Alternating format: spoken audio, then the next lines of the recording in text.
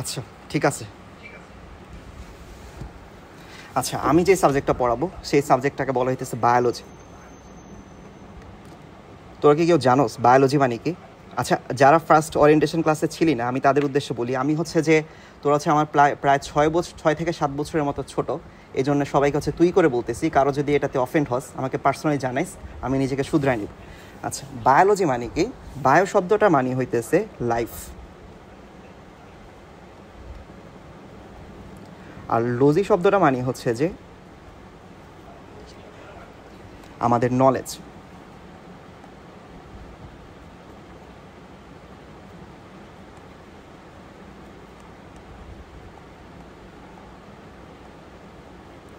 আচ্ছা এটাকে যদি আমি বাংলা করি, লাইফ নলেজ মানে যেই সাবজেক্টে আমি হইতেছে জীবন সম্পর্কে জানতে পারবো সেটাই হইতেছে আমাদের বায়োলজি, তাই না? এখন কথাটা হইলো এই যে বায়োলজি শব্দটা যে জীবন সম্পর্কে আমরা জানতে পারতেছি এই সম্পর্কে আমাদের কে ধারণা দেয়? লাইক আমাদের যে বায়োলজি ওয়ার্ডটা সম্পর্কে কে ধারণা দেয়? বায়োলজি ওয়ার্ডটা সম্পর্কে আমাদের ফার্স্ট যে যে যে ব্যক্তি ধারণা দেয় তাকে আমরা বলি হচ্ছে অ্যারিস্টটল।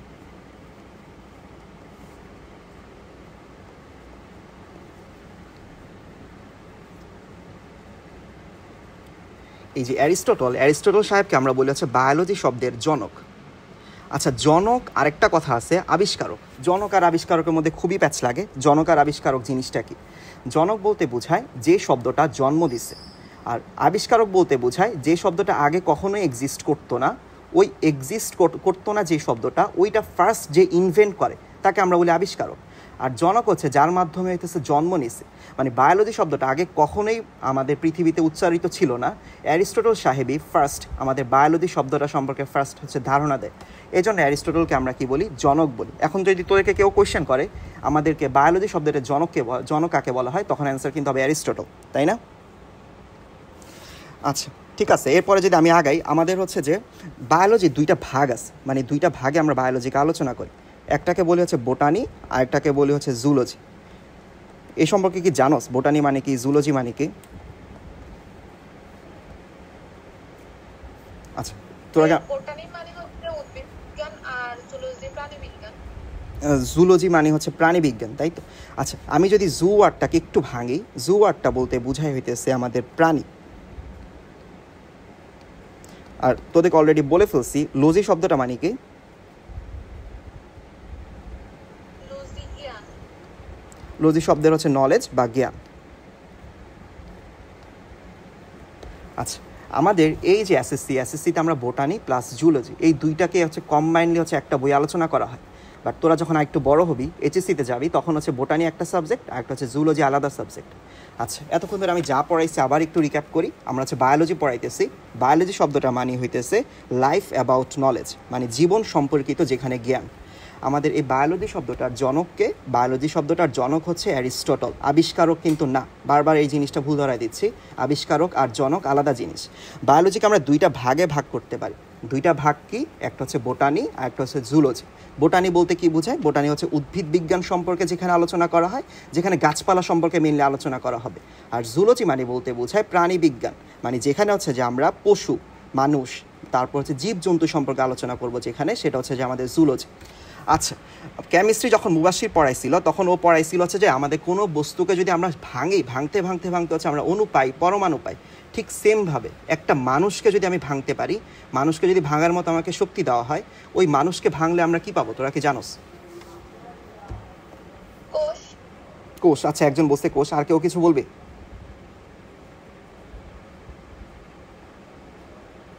তোরা আর কেউ কিছু অ্যাড করতে চাস কোষ ছাড়া?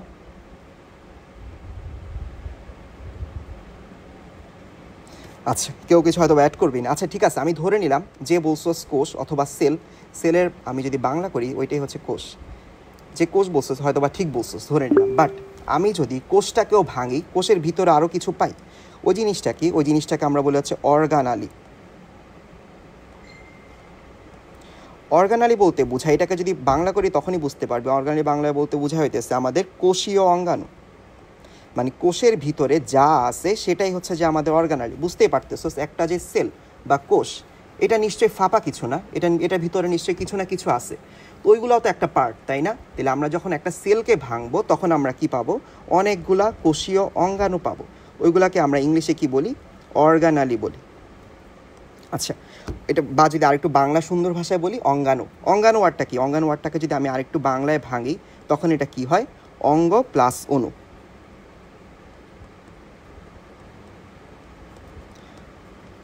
মানে ক্ষুদ্রতর ক্ষুদ্র অংশ। তাহলে ঠিক আছে, আমি কি বললাম এতক্ষণ ধরে? আমাদের যে কোষীয় অঙ্গাণু একসাথে অনেক কিছু মিলে আমাদের কি তৈরি করতেছে? সেল তৈরি করতেছে। তাহলে বুঝতে পারতেছো যারা অ্যান্সার দিছিলি আমাদের সব থেকে একদম ভাঙলে যা পাবো সেল, এটা কিন্তু সঠিক না, কিন্তু আক্ষরিক অর্থে কিন্তু এটা সঠিক না। এটাকে যদি ভাঙি, সেলকেও ভাঙলে কিন্তু আমরা অনেক কিছু পাই। অনেক কিছু কি এই চ্যাপ্টারটাই হচ্ছে যে ওই টপিকগুলা নিয়ে। তাহলে আমাদের অর্গানালি অনেক কিছু অর্গানালি মিলে আমাদের কি তৈরি হইতেছে? সেল তৈরি হইতেছে। আচ্ছা, তোদের কাছে আমার কোয়েশ্চেন, অনেকগুলো সেল মিলে কি তৈরি হবে বলতো?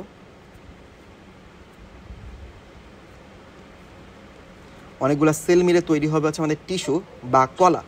ঠিক আছে, টিস্যু বা কলা মানে অনেকগুলা সেল মিলে যখন একই ধরনের কাজ করার চেষ্টা করে তখন ওই একগুচ্ছ সেলকে আমরা কি বলি? টিস্যু বা কলা বলি।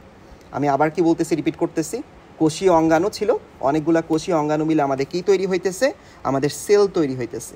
অনেকগুলা সেল মিলে আমাদের কি তৈরি হইতেছে? টিস্যু তৈরি হইতেছে। কোয়েশ্চেন আবারও আসতেছে, অনেকগুলা যদি টিস্যু একসাথে হয় তখন কি তৈরি করবে? অনেকগুলা টিস্যু যদি একসাথে হয় তখন তারা কি তৈরি করবে? তারা হচ্ছে অর্গানিজম তৈরি করবে। অর্গানিজম, সরি ভুল বলছি, তারা হচ্ছে যে অনেকগুলা যখন হচ্ছে যে আমাদের টিস্যু হবে তখন তারা কি তৈরি করবে? আমাদের অর্গান তৈরি করবে। আমি যদি এটা মানুষের ক্ষেত্রে বুঝাই, তোদের একটু বোঝার চেষ্টা কর। ধর একটা লিভার, ঠিক আছে, এটা ধর একটা লিভার আঁকলাম, এটা ধর কোনো মতো একটা লিভারে আঁকছি, বোঝার চেষ্টা কর। এই লিভারকে আমি যদি ক্ষুদ্র ভাগ করি তখন কি পাবো? একটা সেল পাবো। ওই অনেকগুলা সেল মিলে একসাথে মিলে আমাদের কি তৈরি করবে? টিস্যু তৈরি করবে। আর অনেকগুলা টিস্যু একসাথে মিলে আমাদের কি তৈরি করবে? এই বড় একটা লিভার তৈরি করবে। এরকম অনেকগুলা টিস্যু একসাথে হয় আলটিমেটলি কি তৈরি করবে? লিভার তৈরি করবে। বুঝাইতে পারছি? তোরা কি আমার সাথে আসোস? বুঝতেছোস? জি ভাইয়া বুঝছি। আচ্ছা, তারপর হচ্ছে যে অর্গান, অনেকগুলা অর্গান যদি একসাথে হয়, এখন কোশ্চেন আসতেছে অনেকগুলা যদি অর্গান একসাথে হয় তখন কি হবে? মানে আমরা কি করতেছি? বড় হইতেছি দিন দিন, বুঝতে পারতেছোস? কোষীয় অঙ্গাণু ছিল, দেন সেল হইছে, দেন টিস্যু, দেন হচ্ছে যে একটা বিশাল বড় একটা অর্গান হয়ে গেছে। এখন যদি কোয়েশ্চেন করা হয় অনেকগুলা যদি অর্গান একসাথে হয় তখন কি হবে? অনেকগুলা যদি অর্গান একসাথে হয় তখন হবে সিস্টেম বা তন্ত্র।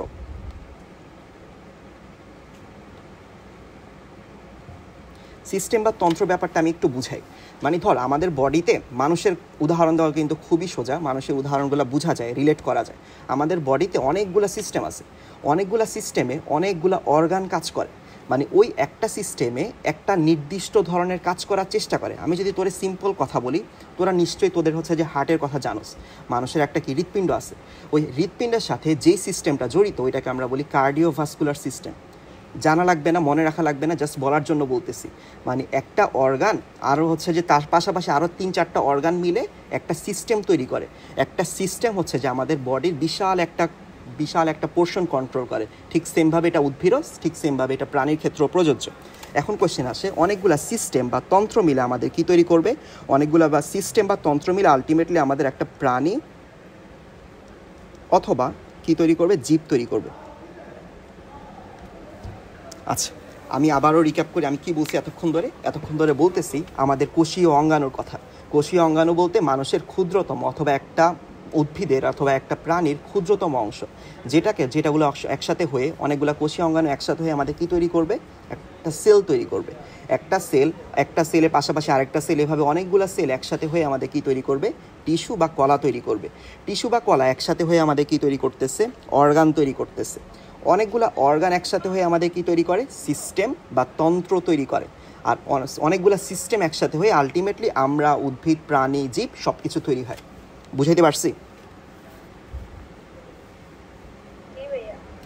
আচ্ছা, এখন কথাটা হলো এই যে সেল জিনিসটা আসছে না, সব কিছুই তো হুট করে জন্ম হয় নাই, তাই না? কেউ না কেউ ফার্স্টে যে জিনিসটা ইনভেন্ট করছে, কেউ না কেউ ফার্স্টে জিনিসটা নোটিস করছে, তারপরে আমাদের কাছে জিনিসটা আসছে। এই যে সেল জিনিসটা জিনিসটা ফার্স্ট নোটিস করে? সেল জিনিসটা ফার্স্ট নোটিস করে হইতেছে আমাদের একজন বিজ্ঞানী, তাকে আমরা বলেছি রবার্ট হুক।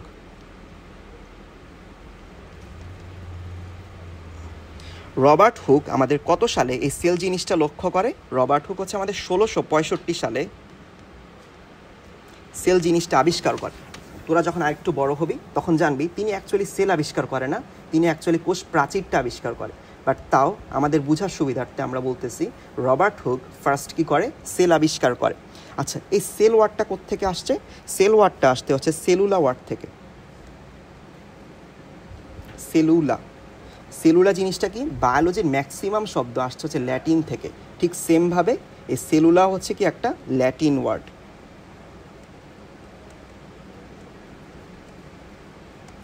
ল্যাটিন শব্দ আর কি। এখন কথাটা হইলো ভাইয়া সেলুলা মানে কি? সেলুলা বলতে আমি যদি সেলুলার বাংলা করি, সেলুলা বাংলা হইতেছে ক্ষুদ্র প্রকোষ্ঠ।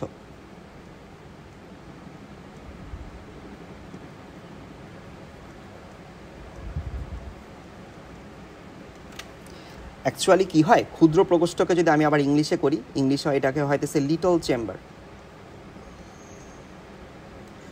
মানে কেন এই জিনিসটা আসছে, কেন ক্ষুদ্র প্রকোষ্ঠ বলি, কেনই বা লিটল চেম্বার বলি, এটা হইতেছে মূলত রবার্ট হুকের কারণ। রবার্ট হুক যখন হচ্ছে যে আমাদের সেলটা দেখতে যায় তখন তিনি কেমন দেখে, তখন তিনি এরকম সেলটাকে হচ্ছে এরকম অনেকগুলো ঘরের মতো দেখতে পায়, অনেকগুলো ছোট ছোট ঘর। তো উনি ওই ছোট ছোট ঘরগুলোকে দেখে আমাদের সেলটাকে হচ্ছে যে ক্ষুদ্র প্রকোষ্ঠ, লিটল চেম্বার, বা যেটাকে আমরা ল্যাটিনে সেলুলা, পরবর্তীতে যেটা হচ্ছে সেলে কনভার্ট হয়, সেল নামকরণ করা হয়। বুঝাইতে পারছি কেন সেলের নাম আমাদের হচ্ছে সেল নামকরণ করা হয়েছে? নামকরণ করা হইতেছে রবার্ট হুক নামে একজন বিজ্ঞানী, তিনি 1665 সালে আমাদের হচ্ছে যে এই যে সেলগুলাকে এরকম ক্ষুদ্র ক্ষুদ্র প্রকোষ্ঠ বা একটা চেম্বারের মতো দেখতে পায়, ক্ষুদ্র ক্ষুদ্র প্রকোষ্ঠ দেখতে পায় বলে তিনি ওইগুলাকে ল্যাটিন শব্দ সেলুলা নামকরণ করে। ওই সেলুলা থেকেই পরবর্তীতে সেল শব্দটা আসছে। বুঝাইতে পারছি? আচ্ছা, তোদের কাছে আমার একটা কোয়েশ্চেনটা হইতেছে, তোর বডিতে অথবা আমাদের বডিতে কতগুলা সেল আছে?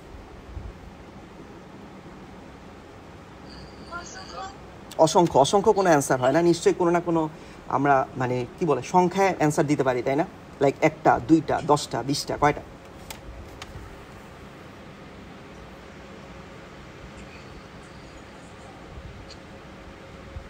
26টা। আহমেদ পরাণ বলছো 26টা, খুবই ভালো অ্যান্সার। তোরা কি আর কেউ কিছু অ্যাড করতে চাস? আচ্ছা, কিছু অ্যাড করবি না, আমি বলি যে 26টা বলছস, কেন জানি তুই আশেপাশেও যাস না। মানুষের বডিতে অথবা একজন যদি আমি একটা জীব কল্পনা করি, তার বডিতে 100 ট্রিলিয়নের মতো সেল আছে। 100 ট্রিলিয়ন, 100 ট্রিলিয়ন, ঠিক আছে? 1000 ট্রিলিয়ন বলছস বৈশাখী, বাট 1000 না, এটা হচ্ছে 100 ট্রিলিয়ন। কথাটা হইলো 100 ট্রিলিয়নও তো মানে একটা আছে না, ওই যে বিন্দু বিন্দু কি বলে বালুকণা মিলে সাগর হয়, ঠিক সেমভাবে 100 ট্রিলিয়ন তো একসাথে হয় নাই, তাই না? 100 ট্রিলিয়নের আগে একটা ছিল, একটা থেকে 2টা, 2টা থেকে 4টা, 4টা থেকে 6টা, এইভাবে বাড়তে বাড়তে বাড়তে 100 ট্রিলিয়ন হয়েছে, তাই না? এই যে 100 ট্রিলিয়ন, যে এটা ফার্স্টে আমাদের কেমন ছিল, ইউনিসেলুলার ছিল। ইউনিসেলুলার বলতে বোঝায় হইতেছে এককোষী।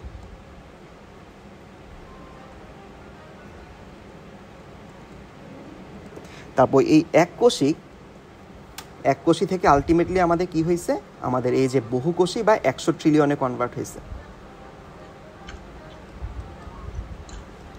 আচ্ছা, তোরা বলতে পারবি আমাদের বডিতে এককোষী সেলটা, ফার্স্ট যে এককোষী সেলটা, ওইটার নাম কি?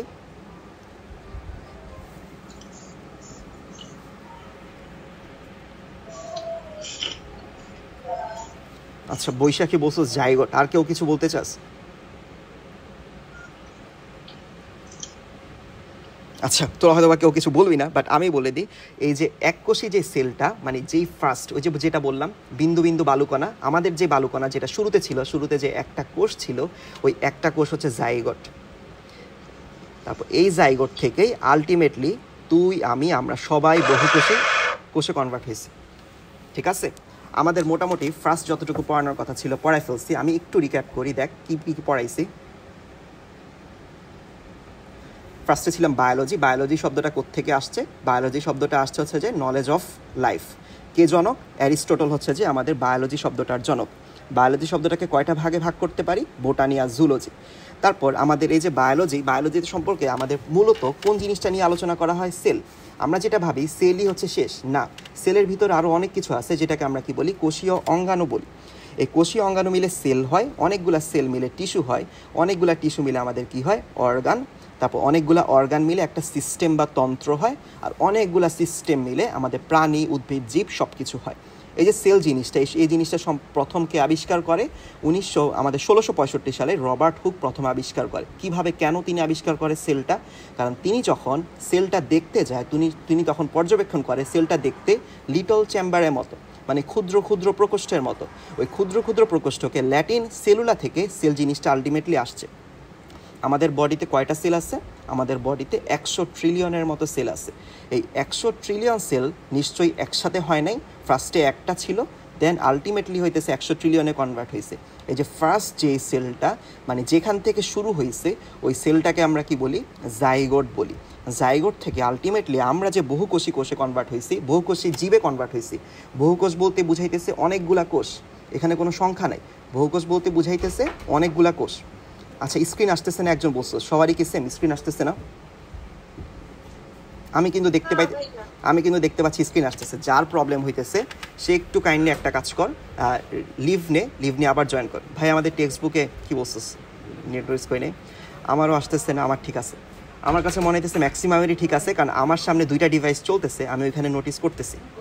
যাদের ঠিক নাই, যাদের প্রবলেম হইতেছে, তারা কাইন্ডলি বের হয়ে আবার জয়েন কর, আশা করি ঠিক হয়ে যাবে। আচ্ছা ঠিক আছে, আমরা পরের টপিকে যাই। বৈশাখী আসতেছে না, আমার কাছে মনে হয় তুই একবার লিভ নিয়ে আবার একটু জয়েন কর কাইন্ডলি। আচ্ছা এখন আসি সেলের প্রকারভেদ। তোরা যদি হচ্ছে তোদের সেকেন্ড চ্যাপ্টার বইটা খোলস না, বইটা খুললে ফার্স্ট যে এটা জিনিসটা টপিকটা, সেটা হইতেছে সেলের প্রকারভেদ। মানে আমরা সেলকে কয়ভাবে ভাগ করতে পারি, কিভাবে ভাগ করতে পারি, এটা নিয়ে বিস্তর আলোচনা করা আছে 1.5 পেজ নিয়ে। কিভাবে আলোচনা করা হয়, মানে সেলকে কিভাবে আমরা ভাগ করতে পারি সেটা একটু দেখি।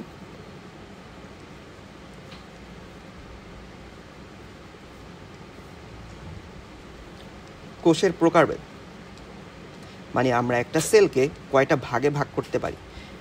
সেলকে আমরা অনেকগুলা ভিত্তির উপর ভাগ করতে পারি। অনেকগুলা ভিত্তি বলতে কি বুঝাইতেছি, লাইক ধর তোদেরকে যদি আমি 1000 মানুষ দিই, 1000 মানুষ দিয়ে যদি তোদেরকে আমি ভাগ করতে বলি, তোরা নিশ্চয়ই অনেকগুলা ভাগে ভাগ করতে পারবি। অনেকগুলা ভাগ বলতে আমি কি বুঝাইতেছি? কথা আসে না, কথা কি আমার কাছে মনে হইতেছে কথা সবারই আসতেছে, কারণ আমি বলছি আমার সামনে ডিভাইস চলতেছে।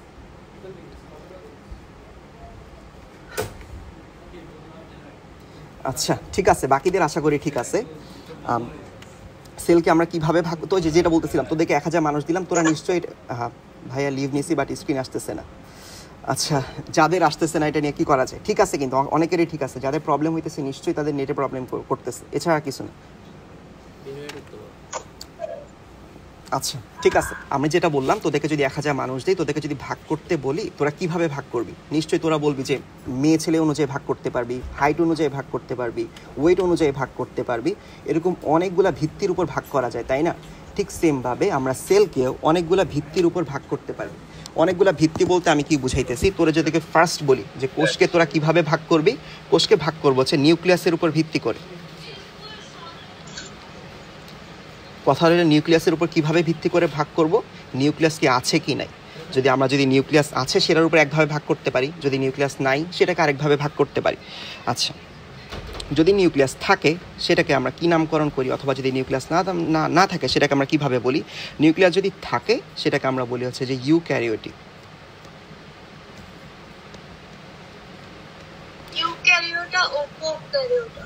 ইউক্যারিওটিক। আর যদি নিউক্লিয়াস না থাকে তখন সেটাকে আমরা কি বলি? প্রোক্যারিওটিক। আচ্ছা কথাটা হলো ভাইয়া প্রো মানে আমি প্রত্যেকটা ওয়ার্ড একটু এক্সপ্লেইন করি। প্রো মানে কি? প্রো ওয়ার্ডটা কোত্থেকে আসছে? প্রো বলতে বোঝাই হইতেছে প্রো ওয়ার্ডটা আসছে বিফোর থেকে। প্রো ওয়ার্ডটা আসছে হচ্ছে ফার্স্ট মানে প্রথম। প্রো ওয়ার্ডটা আসছে হচ্ছে প্রিমিটিভ থেকে মানে প্রারম্ভিক, মানে প্রাথমিক যেই সেলগুলা মানে তোরা বুঝতেই পারতেছস এই জিনিসটাই প্রথম। মানে প্রোক্যারিওটিক বলতে বুঝাইতেছে যেটা আগে আসছে, যে সেলটা আগে, যে সেলটা ফার্স্টে, যে সেলটা প্রারম্ভ শুরু হয়েছে, সেই জিনিসটাকে আমরা কি বলতেছি? প্রোক্যারিওটিক বলতেছি। ভাইয়া ক্যারিওটিক মানে কি? ক্যারিওটিক ওয়ার্ডটা আসছে হচ্ছে ক্যারিয়ন থেকে। ক্যারিওটিক ওয়ার্ডটা কোত্থেকে আসছে? ক্যারিয়ন থেকে। ক্যারিয়ন মানে কি? নিউক্লিয়াস। তাহলে বুঝতেই পারতেছস প্রোক্যারিওটিক মানে কি? আদি নিউক্লিয়াস। প্রোক্যারিওটিক মানে কি? প্রথম বা শুরুর যে নিউক্লিয়াস অবস্থাটা ছিল সেটা হচ্ছে প্রোক্যারিওটিকের মধ্যে পড়তেছে। আর যদি আমি ইউক্যারিওটিকে বলি, ইউক্যারিওটিককে তোরা কিভাবে ফেলবি? বলতে পারবে ইউক্যারিওটিক মানে কি? ইউ বলতে মানে ইউ যে সবগুলাই তো ল্যাটিন ওয়ার্ড থেকে আসছে। ইউ বলতে বোঝাচ্ছে গুড বা ভালো, ক্যারিয়ন তো বলেই ফেলছি নিউক্লিয়াস। তাহলে যেই নিউক্লিয়াসটা ভালো, যেই নিউক্লিয়াসটা পরিপূর্ণ, যেই নিউক্লিয়াসটা সম্পূর্ণ, সেটাই হচ্ছে ইউক্যারিওটিকের মধ্যে পড়তেছে। আমরা যদি প্রোক্যারিওটটা ভালোভাবে প্রোক্যারিওটিক যেটা সেটা হচ্ছে ভালোভাবে বুঝতে পারি, ইউক্যারিওটিক বুঝতে কোনো প্রবলেমই হবে না। আচ্ছা, প্রোক্যারিওটিক এই জিনিসটা কেমন? এই জিনিসটা হইতেছে নিউক্লিয়াস হওয়ার আগের অবস্থা। মানে প্রোক্যারিওটিক যেই সকল উদ্ভিদ অথবা যেই সকল জীব তাদের নিউক্লিয়াসটা পরিপূর্ণ না। বুঝাইতে পারছি? নিউক্লিয়াসটা পরিপূর্ণ না বলতে ভাইয়া কি বুঝাইতেছেন? নিউক্লিয়াসটা পরিপূর্ণ না বলতে বুঝাইতেছি নিউক্লিয়াসে যেই সকল জিনিস থাকার কথা ওই সকল জিনিস হয়তোবা নাই, ওই সকল জিনিস হয়তোবা সুগঠিত না। সেটাই হইতেছে আমাদের প্রোক্যারিওটিকের মধ্যে পড়তেছে। ভাইয়া প্রোক্যারিওটিকের এক্সাম্পল কি? প্রোক্যারিওটিকের এক্সাম্পল হচ্ছে যে আমাদের ব্যাকটেরিয়া, আরেকটা হচ্ছে যে আমাদের ব্লু গ্রিন অ্যালজাই।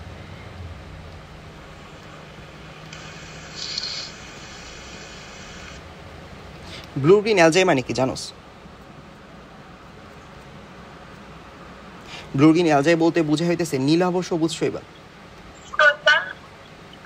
নীলাভ সবুজ শৈবাল।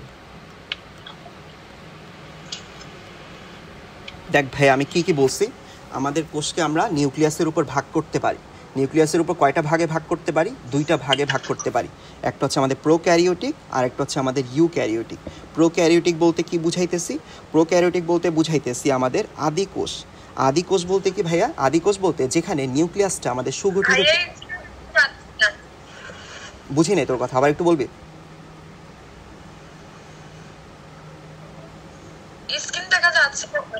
স্ক্রিন কিন্তু দেখা যাচ্ছে, যে বলছস দেখা যাচ্ছে না, তার পার্সোনাল প্রবলেম হইতেছে। দেখ তো নেট কানেকশন ঠিক আছে কিনা।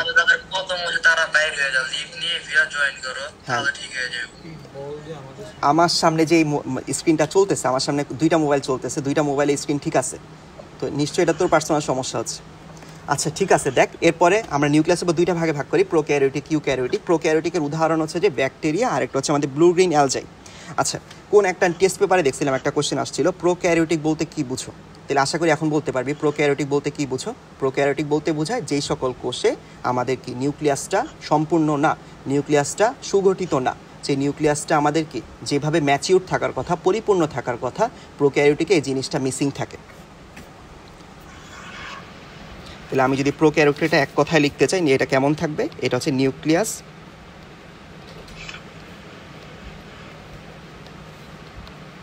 হওয়ার আগের অবস্থা।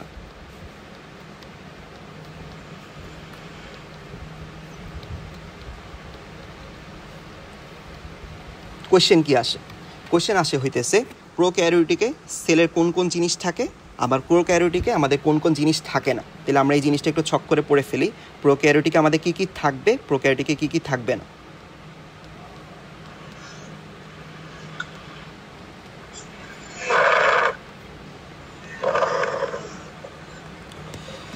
আচ্ছা অলরেডি বলে ফেলছি, তোরা বল আমাদের কি কোন জিনিসটা থাকবে না? আমাদের সংজ্ঞার মধ্যে যে জিনিসটা চলে আসছে কি থাকবে না বল, বলতে পারবি প্রোক্যারিওটিকে কোন জিনিসটা থাকবে না? নিউক্লিয়াস থাকবে না। অ্যাবসলিউট অ্যান্সার কিন্তু এটা না, প্রোক্যারিওটিকে নিউক্লিয়াসটা সুগঠিত থাকে না, বাট হ্যাঁ নিউক্লিয়াস থাকে না। আমরা জানি, আমরা একটু পরে হয়তো বা, এখন যদি না জানোস পরে। হ্যাঁ ঠিক আছে, নিউক্লিয়াস থেকে আমাদের কি তৈরি হয়? নিউক্লিয়াস থেকে এন্ডোপ্লাজমিক রেটিকুলাম তৈরি হয়। দেখ নিউক্লিয়াস যদি বাবা হয়, বাবাই যদি না থাকে, বাবা থেকে যে সন্তান আসার কথা, নিশ্চয়ই সন্তানগুলোও থাকার কথা না। আমরা জানি নিউক্লিয়াস থেকে আমাদের কি তৈরি হয়? এন্ডোপ্লাজমিক রেটিকুলাম তৈরি হয়। তোরা যদি এখন নাও জানোস কোনো সমস্যা না, এটা আমাদের সামনের টপিক। Endoplasmic reticulum. তাহলে আমাদের প্রোক্যারিওটিক সেলে কি থাকবে না? এন্ডোপ্লাজমিক রেটিকুলামও থাকবে না। নিউক্লিয়াস থেকে আমাদের আর কি তৈরি হয়? নিউক্লিয়াস থেকে আমাদের গলগি বডিও তৈরি হয়। তাহলে আমাদের প্রোক্যারিওটিক সেলে আমাদের কি থাকবে না? গলগি বডিও থাকবে না। আরেকটা আমাদের কি থাকে না? আমাদের ক্রোমোজোমটা থাকে না। এই জিনিসটার মধ্যে একটু মারপ্যাচ আছে, বাট ক্রোমোজোমটা থাকে না, আমি লিখে রাখলাম। তাহলে দেখ আমাদের প্রোক্যারিওটিক সেলে কি থাকতেছে না? নিউক্লিয়াস থাকতেছে না, এন্ডোপ্লাজমিক রেটিকুলাম থাকতেছে না, গলগি বডি থাকতেছে না, আর একটা হচ্ছে আমাদের ক্রোমোজোম থাকতেছে না। হ্যাঁ ক্রোমোজোম কিন্তু থাকে, বাট ক্রোমোজোমটা পরিপূর্ণ থাকে না। কেন ক্রোমোজোম পরিপূর্ণ থাকে না?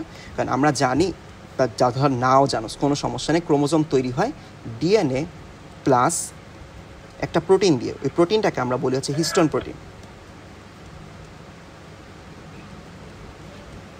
তোরা বুঝতেই পারতেছস, আমি যে ফার্স্টে একটা উদাহরণ দিলাম, এই যে এখানে যে একটা উদাহরণ দিয়েছি ব্যাকটেরিয়া, তাহলে ব্যাকটেরিয়া থেকে কি ব্যাকটেরিয়া তৈরি হয়? হয় অবশ্যই। ব্যাকটেরিয়া তো নিজেদের জনন করে। আমরা জানি একটা জিনিস যখন একটা ধর আমার একটা মানুষ থেকে যখন আরেকটা মানুষ হবে, নিশ্চয়ই কি মানুষ থেকে গরু হবে না? কেন মানুষ থেকে গরু ছাগল হইতেছে না? নিশ্চয়ই মানুষের ক্রোমোজোমের মধ্যে এমন কিছু একটা স্ট্রাকচার আছে, ওই স্ট্রাকচারটা বংশগতির ধারক বাহক হিসেবে কাজ করতেছে। যে মানুষ থেকে যে মানুষই হবে এটা নিশ্চয়ই কেউ না কেউ কন্ট্রোল করতেছে। ওই জিনিসটা কন্ট্রোল করা হচ্ছে ডিএনএ। আমরা যেহেতু বুঝতে পারতেছি আমাদের ব্যাকটেরিয়া থেকে ব্যাকটেরিয়া তৈরি হয়, তাহলে নিশ্চয়ই আমাদের প্রোক্যারিওটিক সেলে কী থাকবে? ডিএনএ থাকবে। আমি কি তোদেরকে বুঝাইতে পারছি প্রোক্যারিওটিক সেলে কেন ডিএনএ থাকবে? সাদমান তুই কি হচ্ছে যে তোর মাইকটা অফ কর কাইন্ডলি। আচ্ছা ঠিক আছে, দেখ আবারও বলি, ব্যাকটেরিয়া থেকে যেহেতু ব্যাকটেরিয়া তৈরি হয়, এটার জন্য প্রয়োজন হইতেছে আমাদের ডিএনএ।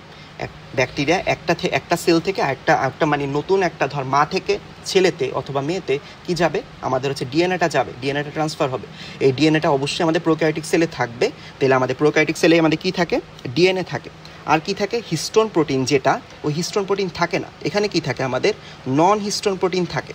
যদি এখানে হিস্টোন প্রোটিনটা থাকতো, ডিএনএ প্লাস হিস্টোন প্রোটিন, তাহলে কিন্তু এটা ক্রোমোজোমই হয়ে যেত। ডিএনএ প্লাস হিস্টোন প্রোটিন মিলে আমাদের কি তৈরি করে? ক্রোমোজোম তৈরি করে। যেহেতু আমাদের প্রোক্যারিওটিক সেলে ডিএনএ প্লাস নন হিস্টোন প্রোটিন থাকে, এই জন্য আমাদের প্রোক্যারিওটিক সেলে আমাদের কি ক্রোমোজোমটা পরিপূর্ণভাবে থাকে না। আচ্ছা, এরপরে আমাদের কি থাকে? তোরা বুঝতেই পারতেছস, মা থেকে ধর একটা ছেলে হইতেছে, এখানে নিশ্চয়ই কোনো একটা বিক্রিয়া টিক্রিয়া হইতেছে। এই বিক্রিয়া হওয়ার জন্য আমাদের কি প্রয়োজন? বিক্রিয়া হওয়ার জন্য আমাদের এনজাইম প্রয়োজন। তাহলে আমাদের প্রোক্যারিওটিক সেলে আমাদের কি থাকবে? এনজাইম থাকবে। এখন কথা হলো ভাইয়া, এনজাইম কোত্থেকে আসবে? এনজাইম আসবে হচ্ছে যে একটা হচ্ছে যে অর্গানালি থেকে। ওই অর্গানালিটাকে আমরা বলি হচ্ছে যে প্রোটিন ফ্যাক্টরি।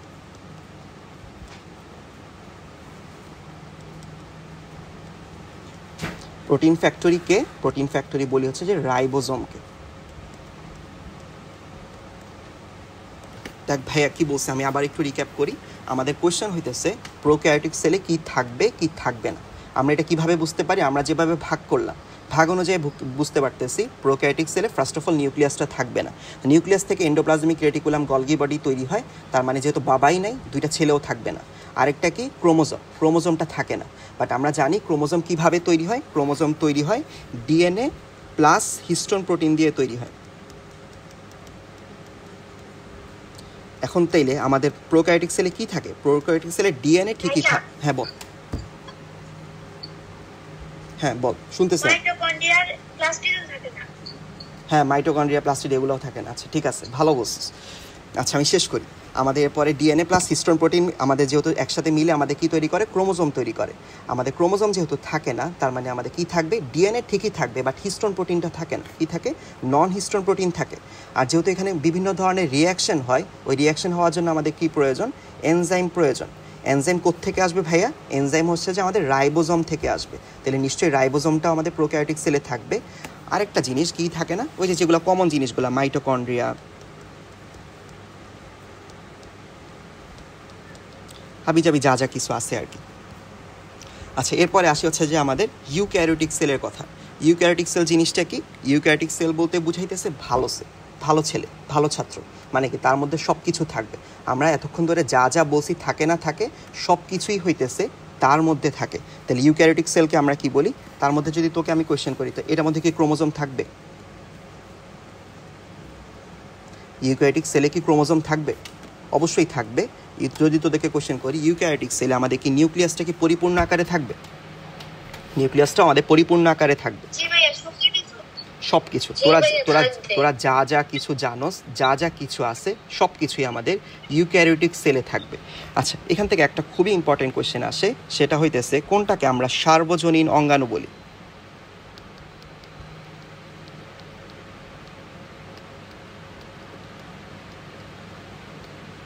সার্বজনীন মানে কি বলতে পারবি? সবকিছু দিয়ে পরিপূর্ণ। সার্বজনীন বলতে বোঝায় ইউনিভার্সাল, মানে যেটা সবার মধ্যে আছে, মানে যেটা প্রোক্যারিওটিক সেলেও আছে, যেটা ইউক্যারিওটিক সেলেও আছে। এমন একটা অর্গানের নাম বলতে পারবি? সার্বজনীন অঙ্গাণু বলতে বুঝাইতেছি যেই অঙ্গাণুটা বা যেই অর্গানালিটা আমাদের প্রোক্যারিওটিক সেলেও থাকবে, ইউক্যারিওটিক সেলেও থাকবে। এমন কোনো অর্গানালির নাম বলতে পারবে আমাকে? মানে ভাইয়া সকল বৈশিষ্ট্যই কি বিদ্যমান? অঙ্গাণু ব্যাপারটা তো বুঝাইছি, তাই না? সেলের ভিতরে যে জিনিসটা থাকে বা অর্গানালি, যেই অর্গানালিটা আমাদের প্রোক্যারিওটিক সেলেও থাকবে, ইউক্যারিওটিক সেলেও থাকবে। এমন এটা হচ্ছে রাইবোজোম। হ্যাঁ, এটা হচ্ছে রাইবোজোম। ডিএনএটা কিন্তু আলাদা করে আমরা হচ্ছে অর্গানের মধ্যে ফেলতেছি না, ঠিক আছে? হ্যাঁ, ভালো বলছোস ডিএনএ, বাট এটাকে আমরা আলাদা করে ফেলতেছি না। আমাদের কোন জিনিসটাকে আমরা সার্বজনীন বা ইউনিভার্সাল অঙ্গাণু বলি, সেটা হচ্ছে রাইবোজোম, ঠিক আছে? বুঝছস কী কী বলছি? আমি আবার একটু রিক্যাপ করি। দেখ, আমাদের কোষকে আমরা কয়টা ভাগে ভাগ করতে পারি? আমরা হচ্ছে নিউক্লিয়াস আছে কি নাই, নিউক্লিয়াস কি সম্পূর্ণ আছে কি নাই, এটার উপর দুইটা ভাগে ভাগ করতে পারি। দুইটা ভাগ কি? এই দুইটা ভাগ হইতেছে প্রোক্যারিওটিক আর একটা হচ্ছে আমাদের ইউক্যারিওটিক। ভাইয়া প্রোক্যারিওটিক মানে কি? প্রোক্যারিওটিক মানে যেখানে হচ্ছে আমাদের নিউক্লিয়াসটা সম্পূর্ণভাবে থাকবে না। কেন ভাইয়া নিউক্লিয়াসটা সম্পূর্ণভাবে থাকবে না? কারণ নিউক্লিয়াসের মধ্যে অনেকগুলো স্ট্রাকচার থাকে। প্রোক্যারিওটিক সেলে ওই নিউক্লিয়াসের সবগুলা স্ট্রাকচার সম্পূর্ণ আকারে এই জীবগুলোতে থাকে না। যেমন কী কী থাকতেছে না আমাদের এখানে? নিউক্লিয়াস থাকে না, এন্ডোপ্লাজমিক রেটিকুলাম থাকে না, গলগি বডি থাকে না, ক্রোমোজোম থাকে না, মাইটোকন্ড্রিয়া আরও হাবিজাবি অনেক কিছুই থাকে না। ভাইয়া ক্রোমোজোম থাকে না বলতে কি বুঝাইতেছেন? আমরা জানি ক্রোমোজোম তৈরি হয় ডিএনএ প্লাস হিস্টোন প্রোটিন দিয়ে তৈরি হয়।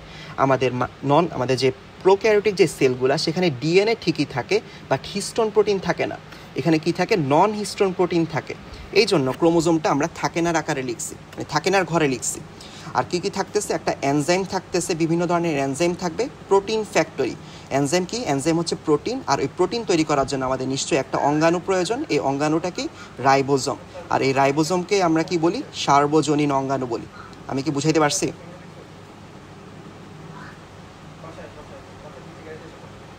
তোকে আমার সাথে আসোস, বুঝতেছোস? আচ্ছা, জি ভাইয়া। আচ্ছা ভাইয়া, তাহলে কি ডিএনএ কে সার্বজনীন অঙ্গাণু ধরা হবে না? না। আচ্ছা, কেন ধরা হবে না?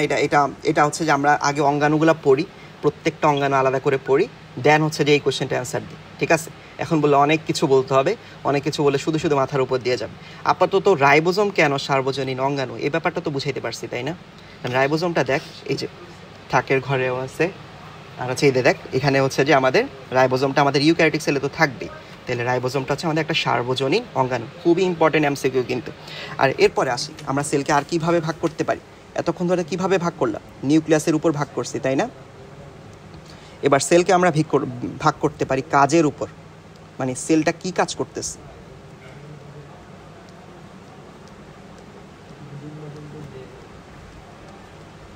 কাজের উপর সেলকে আমরা হচ্ছে দুইটা ভাগে ভাগ করতে পারি।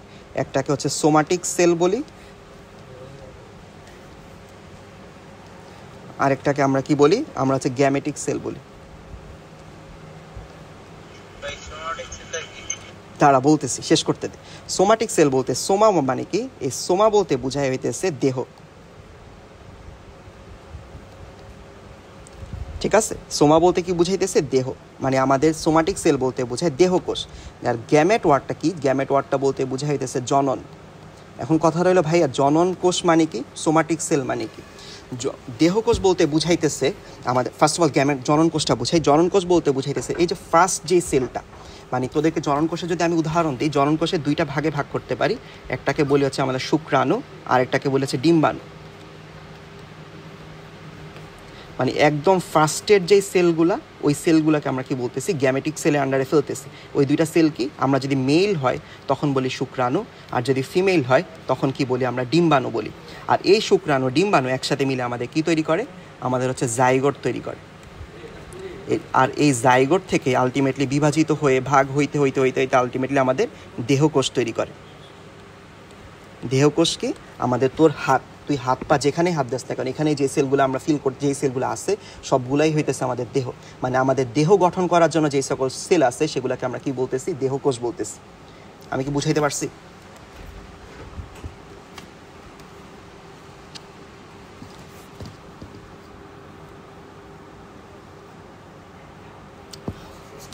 আচ্ছা ঠিক আছে, আবারও বলতেছি, সেলকে হচ্ছে যে আমরা নিউক্লিয়াসের উপর ভাগ করছিলাম, সেলকে হচ্ছে যে আমরা নিউক্লিয়াস, এরপর আছে কাজের উপর ভাগ করতেছি।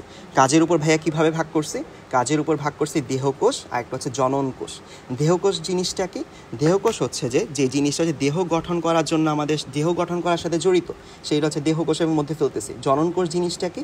জনন কোষ হচ্ছে যেটা হচ্ছে জনন কাজের সাথে জড়িত। জনন কাজ যেমন হচ্ছে মেল থেকে আসে শুক্রাণু, পুরুষ থেকে শুক্রাণু, আর হচ্ছে যে আমাদের ফিমেল বা হচ্ছে মহিলা থেকে আসে কি ডিম্বাণু। শুক্রাণু আর ডিম্বাণু মিলে আমাদের কি তৈরি করে? জাইগোট। আর এই জাইগোট থেকে আলটিমেটলি ভাগ হইতে হইতে হইতে হইতে আমাদের দেহকোষ তৈরি করে। ঠিক আছে, এরপরে আমরা কোষকে কিভাবে ভাগ করতে পারি? কোষকে হচ্ছে ক্রোমোজোমের সংখ্যার উপর ভাগ করতে পারি।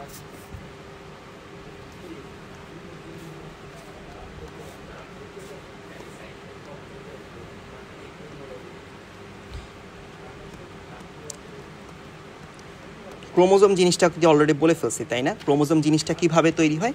ক্রোমোজোম জিনিসটা হচ্ছে যে আমাদের ডিএনএ প্লাস হিস্টোন প্রোটিন দিয়ে তৈরি হয়। ক্রোমোজোমের সংখ্যার উপর ভাগ করতে পারি। তাহলে ক্রোমোজোমের সংখ্যার উপর ভাইয়া কীভাবে ভাগ করতে পারি? একটাকে বলি হ্যাপ্লয়েড আর একটাকে বলি হচ্ছে ডিপ্লয়েড। আচ্ছা, হিস্টোনকে বৈশাখী জিজ্ঞেস করছে। হিস্টোন হচ্ছে এক ধরনের প্রোটিন, যেটা হইতেছে আলটিমেটলি আমাদের বংশগতির যে ইনফরমেশনগুলো, লাইক ধর তোর মাতে অথবা একজন মাদারে যে ইনফরমেশনটা আছে সেটা তার আমাদের হচ্ছে যে পরবর্তী প্রজন্মে ক্যারি করতে নিতে হেল্প করে। এটা হচ্ছে এক ধরনের প্রোটিন, হিস্টোন প্রোটিন বলতেছি আমরা। বুঝাইতে পারছি? আচ্ছা, ক্রোমোজোমের সংখ্যার উপর আমরা কয়টা ভাগে ভাগ করি? দুইটা ভাগে। একটাকে বলি হ্যাপ্লয়েড সেল আর একটাকে বলি হচ্ছে আমরা ডিপ্লয়েড সেল। হ্যাপ্লয়েড মানে কি?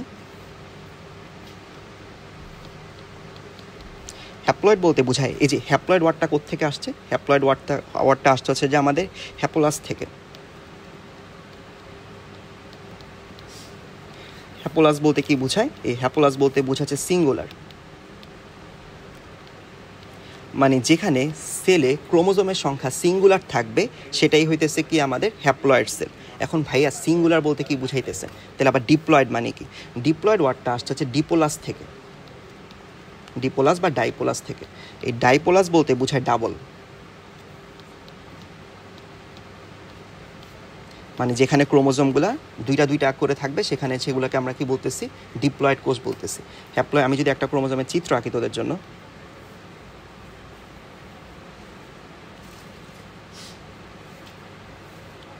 এগুলো হচ্ছে এক একটা ক্রোমোজোম। এই ক্রোমোজোমগুলো যদি সিঙ্গেল আকারে থাকে তখন সেগুলোকে আমরা কি বলতেছি? হ্যাপ্লয়েড। এখন যেটা আঁকছি সেটা হচ্ছে হ্যাপ্লয়েড। আমি যদি এটার পাশেই আরেকটা দিয়ে দিই তখন এটাকে বলতেছি আমরা ডিপ্লয়েড, মানে হচ্ছে যে দুইটা ক্রোমোজোম একসাথে আছে। মানে যে সকল সেলে এই যে দুইটা ক্রোমোজোম একসাথে থাকবে সেগুলোকে আমরা কি বলবো? ডিপ্লয়েড সেল বলবো। যে সকল ক্রোমোজোমগুলো এরকম সিঙ্গেল সিঙ্গেল থাকবে সেগুলোকে আমরা কি বলবো? হ্যাপ্লয়েড সেল বলবো। আমি কি তোদেরকে বুঝাইতে পারছি? আমি আবারও বলতেছি, দেখ, কোষকে আমরা ক্রোমোজোমের সংখ্যার উপর ভাগ করতে পারি। হ্যাঁ, ক্রোমোজোমের সংখ্যা মানে কি আমাদের বডিতে তাহলে ক্রোমোজোম কয়টা থাকে? আমাদের বডিতে ক্রোমোজোম থাকে হচ্ছে 46টা, 46টা বা হচ্ছে আমাদের 23 জোড়া থাকে। তাহলে বুঝতেই পারতেছস, যদি ক্রোমোজোমটা সিঙ্গুলার মানে 23টা থাকে, এখানে যদি 23টা থাকে তখন সেটা হচ্ছে যে আমাদের হ্যাপ্লয়েড। যদি জোড়া জোড়া থাকে মানে 46টাই থাকে তখন সেটাকে আমরা কি বলবো? ডিপ্লয়েড বলবো। বুঝাইতে পারছি? ক্রোমোজোমের সংখ্যার উপর আমরা দুইটা ভাগে ভাগ করতেছি, একটা হচ্ছে হ্যাপ্লয়েড আর একটা হচ্ছে ডিপ্লয়েড। হ্যাপ্লয়েড কখন বলবো ভাইয়া? হ্যাপ্লয়েড বলবো যখন ক্রোমোজোমটা সিঙ্গেল থাকবে। সিঙ্গেল বলতে কয়টা? 23টা থাকবে। আর ডিপ্লয়েড কখন বলবো ভাইয়া? ডিপ্লয়েড বলবো যখন ক্রোমোজোমটা দুইটা থাকবে, মানে দুইটা একসাথে এরকম হচ্ছে কয়টা হবে? 23টার সাথে যদি আরেকটা একটা করে যোগ হয় তখন কয়টা হবে? 46টা, তাই না? তাহলে আমাদের ক্রোমোজোম সংখ্যা যখন দুইটা দুইটা করে থাকবে তখন সেগুলোকে আমরা কি বলবো? ডিপ্লয়েড সেল বলবো। তোদের কাছে আমার এখন একটা কোয়েশ্চেন, হ্যাপ্লয়েড সেলের কি কোনো উদাহরণ দিতে পারবি আমাকে? মানে এমন একটা সেল যেখানে আমাদের কি থাকবে? ক্রোমোজোম সংখ্যা মানে সিঙ্গেল সিঙ্গেল থাকবে, বলতে পারবি?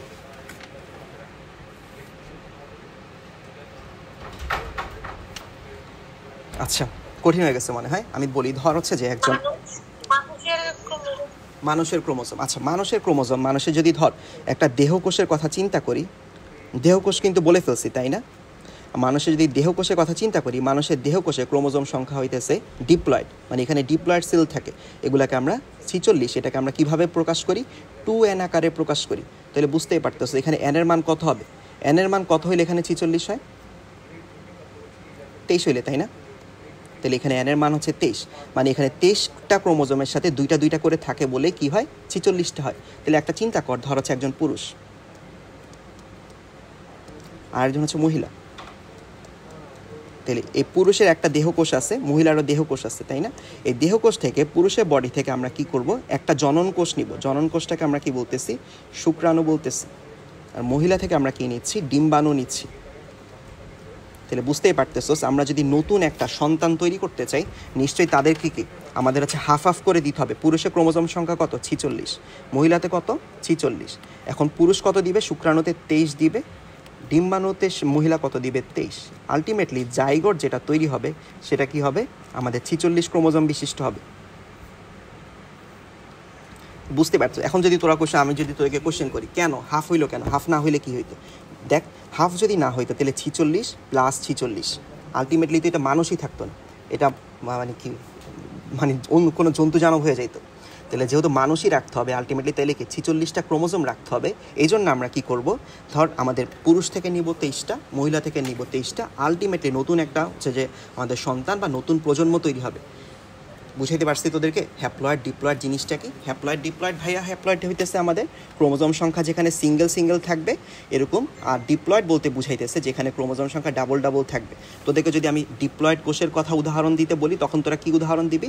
ডিপ্লয়েড কোষের উদাহরণ হইতেছে দেহকোষ বা সোমাটিক সেল। তোদেরকে আমি যে সকল সোমাটিক সেলের কথা বলছি, ওই সোমাটিক সেল হচ্ছে আমাদের কিসের মধ্যে পড়বে? ডিপ্লয়েড সেলের মধ্যে পড়বে। হ্যাপ্লয়েড সেলের উদাহরণ কি? হ্যাপ্লয়েড সেলের উদাহরণ হচ্ছে আমাদের জনন কোষ। জনন কোষ কয়টার কথা বলছি? দুইটার কথা, তাই না? একটা হচ্ছে শুক্রাণু আর একটা হচ্ছে আমাদের ডিম্বাণু। তাহলে আমাদের হ্যাপ্লয়েড কোষের উদাহরণ কি? শুক্রাণু আর ডিম্বাণু। আর ডিপ্লয়েড কোষের উদাহরণ কি? Somatic sell. বুঝাইতে পারছি? উৎসস একটু রেসপন্স কর। আচ্ছা,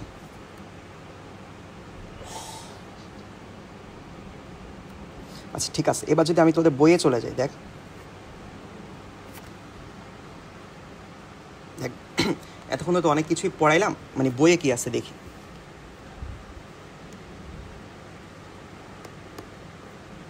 দেখ, বইয়ে ফার্স্টেই বলছে কি আমাদের কোষের প্রকারভেদের কথা বলছে।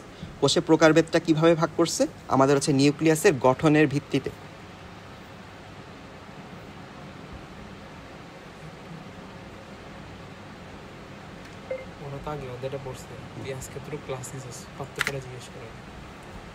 ঠিক আছে, আচ্ছা ঠিক আছে। দেখ, বইয়ে আমরা কি পড়তেছি, আমার হচ্ছে কোষের প্রকারভেদ হচ্ছে নিউক্লিয়াসের গঠনের উপর ভাগ করতে পারতেছি। নিউক্লিয়াসের গঠন কি? আদি কোষ, প্রাককেন্দ্রিক কোষ, যেটাকে আমরা প্রোক্যারিওটিক সেল বলতেছি, যেখানে আমাদের কি থাকবে না? সুগঠিত নিউক্লিয়াস থাকবে না। এছাড়াও কি মাইটোকন্ড্রিয়া, প্লাস্টিড, এন্ডোপ্লাজমিক রেটিকুলাম, এগুলা কি আমাদের হচ্ছে যে এই সকল হচ্ছে যে প্রোক্যারিওটিক সেলে হচ্ছে থাকবে না। তারপর দেখ, প্রকৃত কোষ বা সুকেন্দ্রিক কোষ। প্রকৃত কোষ বা সুকেন্দ্রিক কোষ বলতে ভাই কি বুঝাইতেছি? নিউক্লিয়াসটা কেমন থাকবে? সুগঠিত থাকবে। এখানে রাইবোজোম সহ সকল অঙ্গাণু উপস্থিত থাকবে। রাইবোজোমটাকে আমরা কি বলি ভাইয়া? রাইবোজোমটাকে আমরা বলি হচ্ছে সার্বজনীন অঙ্গাণু বলি। এটা কিন্তু অলরেডি বলে ফেলছি। রাইবোজোমটাকে আমরা কি বলি?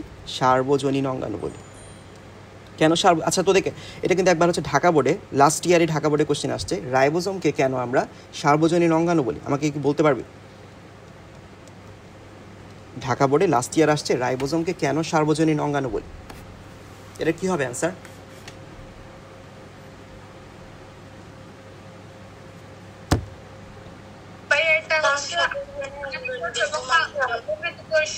দুইটাতেই থাকে, এজন্য এটাকে সার্বজনীন অঙ্গাণু বলবো। হ্যাঁ, তাহলে ঠিক আছে। রাইবোজোমকে কেন আমরা সার্বজনীন অঙ্গাণু বলবো? কারণ হচ্ছে এটা প্রকৃত কোষ এবং হচ্ছে যে আমাদের আদি কোষ, দুইটাতেই পাওয়া যায়। এই জন্য এটাকে আমরা কি বলি? সার্বজনীন কোষ বলি। আমাদের কাজের উপর ভিত্তি করে আমরা কোষকে কয়টা ভাগে ফেলতে পারি? কাজের উপর ভিত্তি করে দুই ধরনের হইতে পারে। একটা হচ্ছে দেহকোষ বা সোমাটিক সেল হইতে পারে, একটা জনন কোষ বা গ্যামেটিক সেল হইতে পারে। দেহকোষ জিনিসটা কি? দেহকোষ জিনিসটা হইতেছে আলটিমেটলি যে আমাদের বডিতে যে সকল সেল আমরা বাহির থেকে বুঝতেছি, আমাদের পুরো শরীরে যে সকল 100 ট্রিলিয়ন সেলের কথা বলছি, সবগুলো আছে আমাদের দেহকোষ। সবগুলা কোষ মিলে আমাদের দেহটা তৈরি হয়েছে। জনন কোষ জিনিসটা কি? জনন কোষ হচ্ছে যেই সকল কোষ আমাদের জনন কাজের সাথে সাহায্য করে। যেই কোষটা কি হইতে পারে? আমাদের পুং থেকে আসে হইতেছে আমাদের কি আসে? পুং থেকে আসে শুক্রাণু। তারপর ফিমেল থেকে আসে কি? আমাদের ফিমেল থেকে আসে হচ্ছে যে আমাদের ডিম্বাণু। দুইটা মিলে একসাথে আমাদের কি তৈরি করে? জাইগোটটা তৈরি করে। আচ্ছা, খুবই ইম্পর্টেন্ট প্রশ্ন। তোদের বোর্ড পরীক্ষা তোরা যেখানে যেই বোর্ডেরই হোস না কেন, কোশ্চেন একটা আসবেই। সেটা হইতেছে প্রোক্যারিওটিক সেল, ইউক্যারিওটিক সেলের মধ্যে পার্থক্য। বলতে পারবি প্রোক্যারিওটিক সেল, ইউক্যারিওটিক সেলের মধ্যে পার্থক্য? প্রোক্যারিওটিক সেলে আচ্ছা, কি শেষ হয়ে গেল? নিউক্লিয়াস সুগঠিত নয়, সংগঠিত নয়, আর প্রকৃত কোষের নিউক্লিয়াস সুগঠিত। আচ্ছা, একটা পয়েন্ট, আমি কয়েকটা পয়েন্ট বলি, দেখ আমার সাথে মিলে কিনা। আমি যদি আমার কাছে যদি কোশ্চেনটা করা হয়, এই কোশ্চেনটা করা হবে সৃজনশীলের ক্ষতে, তাই না? প্রোক্যারিওটিক সেল এবং হচ্ছে ইউক্যারিওটিক সেলের মধ্যে পার্থক্য। তখন আমি ফার্স্ট পয়েন্ট কী দিব? ফার্স্ট অফ অল প্রো ওয়ার্ডটা শুনে বুঝতে পারতেছি এটা একটা আদি অবস্থা, আর আমাদের এটা কি, আমাদের হচ্ছে যে একটা কি বর্তমান, বা হচ্ছে যে এটা হচ্ছে আধুনিক। আমাদের এখানে নিউক্লিয়াসটা কেমন থাকে? সুগঠিত থাকে। এখানে সুগঠিত থাকে না, ইউক্যারিওটিক আমাদের কি সুগঠিত থাকে। আমাদের নিউক্লিয়াস আমাদের কই থাকবে? নিউক্লিয়াস হচ্ছে প্রোক্যারিওটিকে হচ্ছে যে আমাদের কী থাকবে? অ্যাবসেন্ট থাকবে। ইউক্যারিওটিক সেলে নিউক্লিয়াস থাকবে। ক্রোমোজোম আমাদের কই থাকবে? ক্রোমোজোম হচ্ছে যে আমাদের ইউক্যারিওটিক সেলে থাকবে, প্রোক্যারিওটিকে থাকবে না। তারপর হচ্ছে যদি আমি হিস্টোন প্রোটিনের কথা বলি, হিস্টোন প্রোটিন কই থাকবে? হিস্টোন প্রোটিন হচ্ছে যে আমাদের ইউক্যারিওটিক সেলে থাকবে, প্রোক্যারিওটিকে থাকবে না। তারপর মাইটোকন্ড্রিয়া, প্লাস্টিড, এভাবে তো হাজার হাজার পয়েন্ট দেওয়া আছে। বুঝাইতে পারছি? আচ্ছা ঠিক আছে, তোদেরকে যতটুকু পড়াইছি তোদের ক্লিয়ার হয়েছে? এই চ্যাপ্টারকে আগে কখনো পড়ছিস? এই চ্যাপ্টারকে আগে কখনো তোরা পড়ছিলি? আচ্ছা জি ভাই পড়ছিলাম, হ্যাঁ ভাই পড়ছিলাম, ক্লাসে পড়াইছিলাম। আচ্ছা ঠিক আছে, কোনো সমস্যা নেই। আচ্ছা তোদেরকে আমি একটা কাজ দিই, ঠিক আছে? তোদের সবাইকে একটা কাজ দিই। কাজটা হইতেছে, তোরা হচ্ছে যে এই যে দুইটা চিত্র দেখতে পাচ্ছস, একটা হচ্ছে যে আমাদের উদ্ভিদ কোষের চিত্র, আর একটা হচ্ছে যে আমাদের প্রাণী কোষের চিত্র। তোরা যেখানেই পরীক্ষা দেস না কেন ভাইয়া, বিশ্বাস কর উদ্ভিদ কোষ প্রাণী কোষের চিত্র আসবে। তো তোদেরকে আমি ছোট্ট একটা কাজ দিই, তোরা হচ্ছে এই দুইটা চিত্র আঁকবি, একে হইতেছে আমাদের যে গ্রুপটা আছে গ্রুপে পোস্ট করবি, ঠিক আছে? মাস্ট আঁকবি। তোরা পরীক্ষা হলে যেভাবে আঁকতি ওই পরীক্ষা হলে ওইভাবেই আঁকবি। আমি জানি ভিতরে তোরা অনেক কিছু বুঝতেছিস না, অনেক কিছু দেখা যাইতেছে না, অনেক কিছু তোরা ক্লিয়ার না, বাট আজকের জন্য আঁক। প্রত্যেকটা এখানে ভিতরে যা যা দেখা যাইতেছে, যা যা সব কিছু আছে, সব কিছু আমরা এক্সপ্লেন করবো, একদম বাহির থেকে শুরু করে ভিতর পর্যন্ত সব কিছুই আমরা এক্সপ্লেন করবো। বাট তোদেরকে একটা কাজ দিতেছি, এটা কিন্তু সিকিউর জন্য প্রচুর ইম্পর্টেন্ট, সিকিউতে আসেই আসে। সেটা হইতেছে আমাদের উদ্ভিদ কোষের আমাদের হচ্ছে চিত্র আঁকতে বলে, প্রাণী কোষের চিত্র আঁকতে বলে।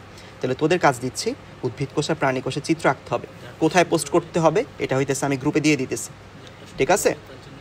আচ্ছা ফাইন বলতেছে যারটা সুন্দর হবে তাকে হচ্ছে গিফট দেওয়া হবে, ঠিক আছে দিলাম, সমস্যা নেই। বাট তোদেরকে সবাইকে দিতে হবে, ঠিক আছে? সবাই এই জিনিসটা পোস্ট করতে হবে। আচ্ছা আমি আজকে কি কি পড়াইছি আমি একটু আবার রিক্যাপ করি। দেখ বুঝছিলাম,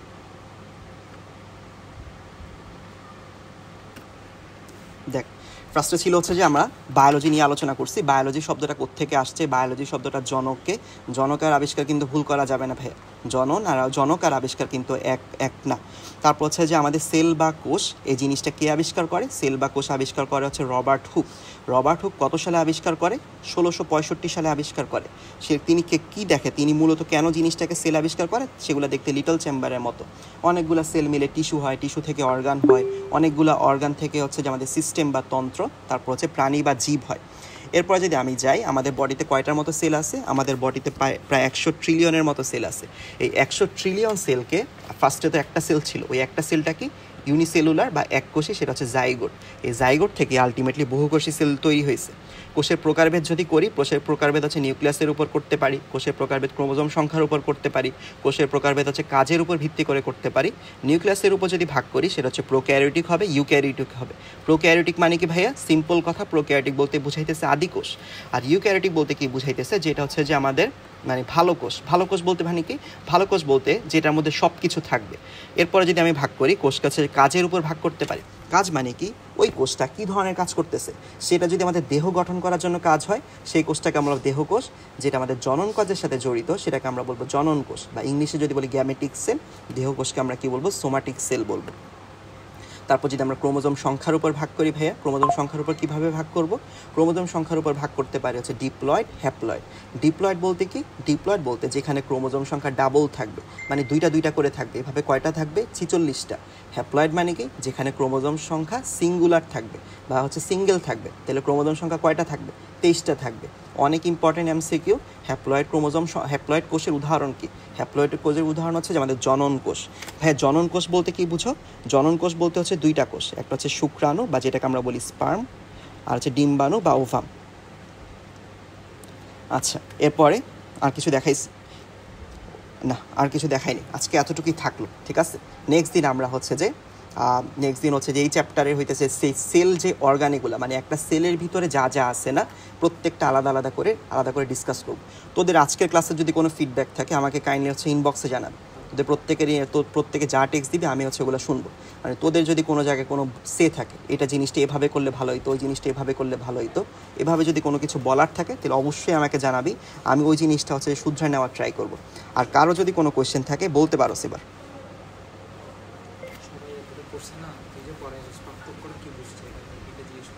আচ্ছা শেষ করে অর্ধ না শেষ করে না আজকে যে টপিকটা পড়ছে না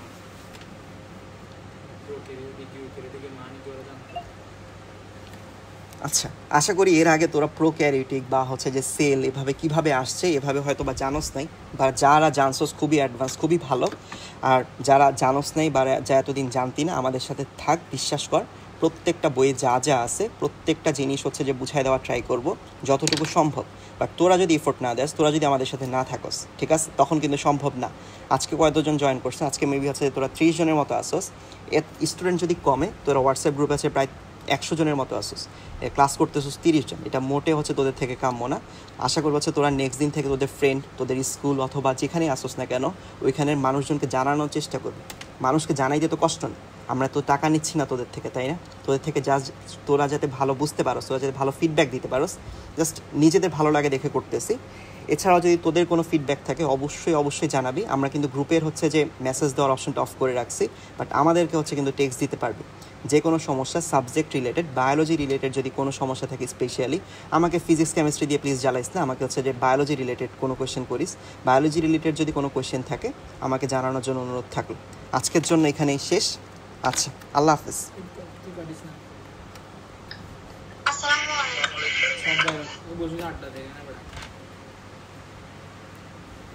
আসসালামু আলাইকুম ভাইয়া, আল্লাহ হাফেজ।